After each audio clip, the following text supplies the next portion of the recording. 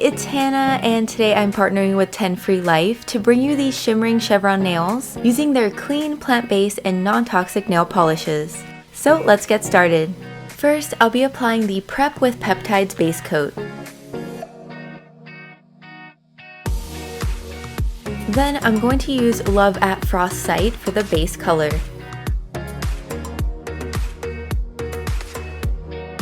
Once dry, apply a layer of Matte Magic to create the perfect matte finish. Now with 'Tis the Season to Sparkle, first draw a triangle shape coming from the cuticle of the nail. Then fill it in.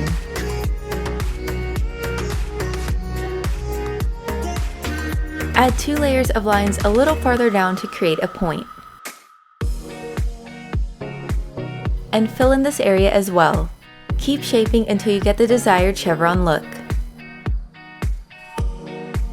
Once dry, add a layer of I'm on Top High Gloss top coat to the glittery parts only.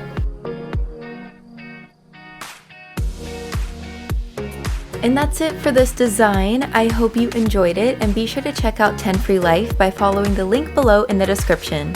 Thanks so much for watching, and I'll see you later. Bye!